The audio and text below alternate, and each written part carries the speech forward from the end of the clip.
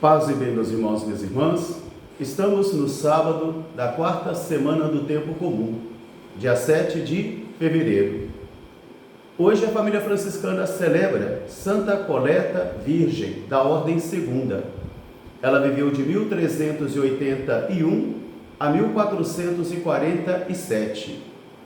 O nosso evangelho de hoje é retirado do livro de Marcos, capítulo 6, versículos de 30 a 34. Naquele tempo, os discípulos voltaram a reunir-se com Jesus e contaram tudo o que tinham feito e também ensinado. Jesus então lhes disse: "Vamos para um lugar afastado e deserto, para que descansem um pouco." Realmente era tanta gente que entrava e saía que eles não tinham nem tempo para comer. Jesus, juntamente com seus discípulos, entrou na barca e estavam partindo para um lugar afastado e solitário. Mas as pessoas reconheceram que era Jesus e correram na frente para os lugares onde eles iriam. Quando Jesus chegou ali, ao saltar da barca, ele viu uma grande multidão e se compadeceu, teve compaixão dela, porque ela estava como ovelha que não tem pastor. Palavra da salvação. Meus irmãos e minhas irmãs, novamente hoje nós vamos beber mais um pouco do Espírito da Palavra de Deus, de uma água viva que é capaz de reavivar em mim a graça do Espírito e também em você. Daí que todos os dias devemos suplicar ao Senhor: vinde, Espírito Santo, vinde, grande e magnífico Deus, iluminai as trevas do meu coração, dá-me fé reta, esperança certa, caridade perfeita, sentido e conhecimento, Senhor, para que eu cumpra quanto santo e veraz mandamento. Todos os dias necessitamos suplicar ao Senhor para que assim nós tenhamos o discernimento do Espírito para cumprir a sua vontade. Na primeira leitura de hoje do livro dos Reis, nós encontramos o encontro do Senhor com Salomão. E Salomão, em sua oração diante do Senhor, recebe um pedido de Deus para que ele pedisse o que ele quisesse. E Salomão, na sabedoria, vai dizer: Senhor, eu quero a sabedoria. Salomão não pediu dinheiro, não pediu riqueza, não pediu poder, não pediu a morte dos seus inimigos, mas ele simplesmente pediu a sabedoria para poder cumprir e se manter fiel à vontade do Senhor. Por isso ele foi abençoado por Deus. E o Senhor vai dizer: já que não me pedistes a destruição dos teus inimigos, já que não me pedistes riqueza e nem poder, eis que eu selarei novamente uma aliança com a tua casa, e assim tu serás para mim um filho, e eu serei para ti um pai. É uma oração de Salomão com o Senhor, porque toda oração é um diálogo entre duas pessoas. Daí a necessidade que nós temos também de, às vezes, nos silenciarmos, ficarmos um pouco calados, para que a gente também possa escutar o Senhor, para que a gente também possa perceber os sussurros do Senhor em nossa vida, porque às vezes as nossas orações são petições demasiadas e exageradas. Nós pedimos e nós não ouvimos o sussurro de Deus em nossas vidas. Então assim a gente se pergunta: como cumprir uma vontade que nós não conhecemos? Como sermos fiéis a um desejo que nós não conhecemos? Porque o Senhor se manifesta para mim e para você nos acontecimentos da vida. E são justamente nos momentos orantes que nós vamos entregando ao Senhor, consagrando ao Senhor os nossos serviços, as nossas esperanças, dúvidas, lágrimas, e ali também vamos recebendo as orientações necessárias. Os discípulos estão voltando felizes, eles estão alegres, felizes e alegres. Eles estão voltando daquele mandato que Jesus havia dito: ide por todo mundo, e enviou-os de 2 a 2, fazendo recomendações e ordenando também. As recomendações, por exemplo, dizia ele: não leveis nada pelo caminho a não ser um cajado, nem dinheiro, nem sacola e nem pão. E aí ele vai ordenar agora, e ele manda: usem sandálias e não levem 2 túnicas pelo caminho.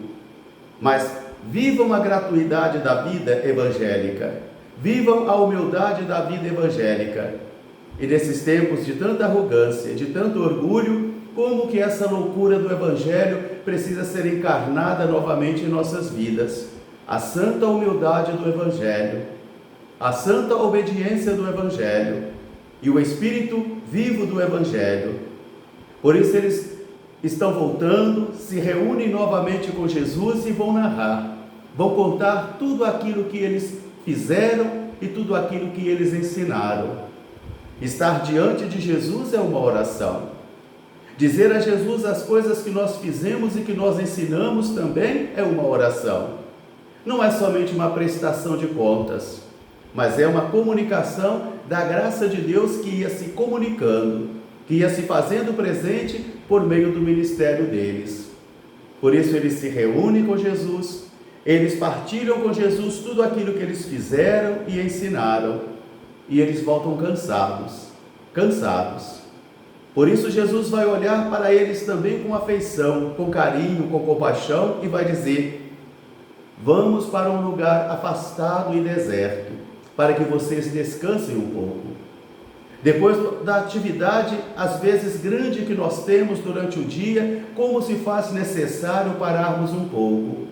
Isso aí seria uma proposta para você. Sempre que possível, tirar nem que seja meia hora. Se você estiver passando perto de uma igreja, entre ali e fique diante do Santíssimo uma meia hora. Diga ao Senhor o seu cansaço, fale com Ele das suas dificuldades, ouça também o sussurro da sua palavra. Mas é muito importante que nós estejamos na presença de Jesus e também partilhemos com Ele as coisas que fazemos e as coisas que ensinamos. E Jesus vai dizer para eles: vinde para um lugar afastado e deserto, vinde descansar um pouco. É necessário o descanso, porque o descanso também é um remédio para a alma e para o coração. O silêncio, o descanso é uma sentinela muito importante, que nos leva a perceber as fragilidades do corpo, as fragilidades do coração e as fragilidades da alma. E ali, durante o cansaço das atividades diárias da vida, faz-se importante então estar com Jesus, ir para um lugar solitário, ir para um lugar afastado e estar com Jesus. Isso se chama retiro, para estar na presença de Jesus. Porque, diz o nosso evangelista, era tanta gente que saía, que entrava, que eles não tinham nem tempo para comer. A atividade grande está aí. Se nós quisermos trabalhar 24 horas por dia, tem trabalho. Deus não tem tempo. As manifestações de Deus não têm tempo.